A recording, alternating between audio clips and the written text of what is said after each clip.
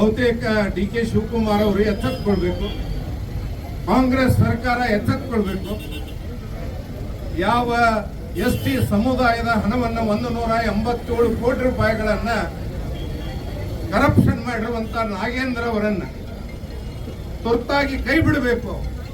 ಇಲ್ಲದೆ ಇದ್ರೆ ಈ ರೀತಿಯಾಗಿರುವಂತಹ ಅಹೋರಾತ್ರಿ ಧರಣಿ ಬಹುತೇಕ ಇದು ಇಡೀ ರಾಜ್ಯದಲ್ಲಿ ಪ್ರಾರಂಭವಾಗಿದೆ.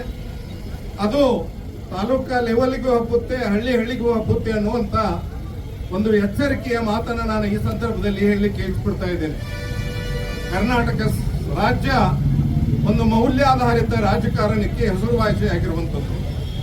ಅಂತದ್ರಲ್ಲಿ ಯಾವ ಸಿದ್ದರಾಮಯ್ಯನವರು 2024ರಲ್ಲಿ ಅವರು ಮುಖ್ಯಮಂತ್ರಿಗಳಾಗಿದ್ದಾಗ ಈ ರೀತಿಯಾಗಿ ಒಂದು ಆಪಾದನೆ ಬಂದಾಗ ಅದು ವಾಲ್ಮೀಕಿ ನಿಗಮ, ಇಟ್ ಈಸ್ ಎ ನಿಗಮ run by the government of Karnataka.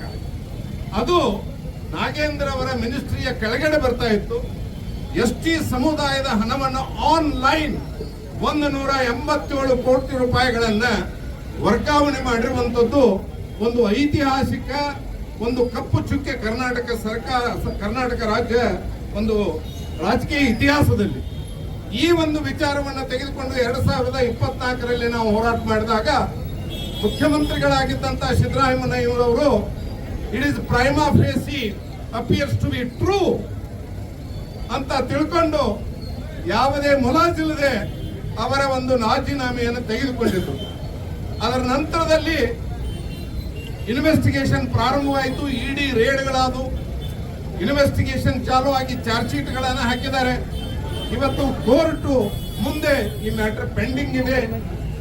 And Shri Nagendra is facing not less than 42 criminal cases in all the cases, mostly corruption cases and under the Indian penal code.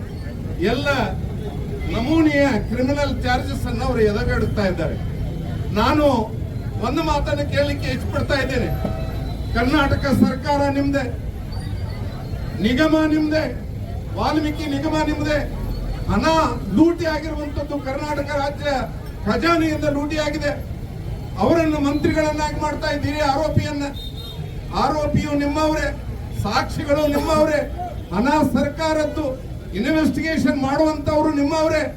ಇಂಥದ್ರಲ್ಲಿ ಆರೋಪಿನೂ ನೀವೇ, ಸಾಕ್ಷಿಗಳೂ ನೀವೇ, ತೀರ್ಪು ಕೊಡೋರು ನೀವೇ ಅಂದಾಗ ನ್ಯಾಯ ಹೇಗೆ ಸಿಗುತ್ತೆ ಅನ್ನುವಂತ ಮಾತನ್ನು ಈ ಸಂದರ್ಭದಲ್ಲಿ ನಾನು ಇಡೀ ಜನತೆ ಇದನ್ನು ಕೇಳಿ. ಸರ್ಕಾರ ಭ್ರಷ್ಟಾಚಾರದಲ್ಲಿ ಮುಳುಗಿ ಹೋಗಿದೆ. ಸಿದ್ದರಾಮಯ್ಯ ಮುಖ್ಯಮಂತ್ರಿ ಆದ್ಮೇಲೆ ಅವ್ರದ್ದು 3 ವರ್ಷ, ಮತ್ತೆ ಈಗ ಹೊಸ ನೈ ಹನಿಮೂನ್ ಪೀರಿಯಡ್ ಡಿ.ಕೆ. ಶಿವಕುಮಾರ್ ಅವ್ರ ಸರ್ಕಾರ, ಎರಡೂ ಸರ್ಕಾರ ಕೂಡಿ ಭಾರತ ದೇಶದಲ್ಲಿ ಇರುವಂತ ಎಲ್ಲಾ ಭ್ರಷ್ಟಾಚಾರಿಯಾಗಿ ಹಿಂದಾಕಿ ಎಲ್ಲ ರೆಕಾರ್ಡ್ ಮುರಿದ ನಮಗಿಂತ ಮುಂದೆ ಹೋಗುವಂತ ಶಕ್ತಿ ಯಾರ ಕಡೆ ಇಲ್ಲ ಅಂತ ತೋರಿಸ್ಕೊಡುವಂತ ಕೆಲಸ ಈ ಸರ್ಕಾರ ಮಾಡ್ತಾ ಇದೆ. ನಾಗೇಂದ್ರ ಅಂತ ವ್ಯಕ್ತಿ ಮೇಲೆ ಸಿಬಿಐ ಕೇಸ್ ಇದೆ. ಇವರ 187 ಕೋಟಿ ಹಣ ಹಗರಣ ಆಗಿದ್ದ ಸಿದ್ದರಾಮಯ್ಯ ಅವರು ಒಪ್ಕೊಂಡಿದ್ದಾರೆ, ರಾಜೀನಾಮೆ ಕೊಟ್ಟಿದ್ದಾರೆ.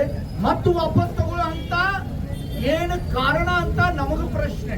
ಡಿ.ಕೆ. ಶಿವಕುಮಾರ್ ಅವ್ರದ ಮತ್ತು ನಾಗೇಂದ್ರ ಅವ್ರದ ಇದು ಎಂತ ಲವ್ ಸ್ಟೋರಿ ನಮ್ಗೆ ಅರ್ಥ ಆಗ್ತಾ ಇಲ್ಲ. तेरे बिना जीना पड़े दिनों कभी आए ना ಅಂತ ಹಾಡ ಅಂತ ಇಲ್ಲ ಡಿ.ಕೆ. ಶಿವಕುಮಾರ್. ಮತ್ತು ನಾಗೇಂದ್ರನು ಮೈ और तुम और मैं दोनों मिलके ಇತಿಹಾಸ ರಚೆಂಗೆ ಅಂತ ಇವರಿಬ್ರು ಕೂಡಿ ಇಡೀ ಭಾರತ ದೇಶದಲ್ಲಿ ಇತಿಹಾಸ ಒಂದು ಇಡ್ತಾ ಇದ್ದಾರೆ ಎಲ್ಲರೂ ಎದುರುಗಡೆ.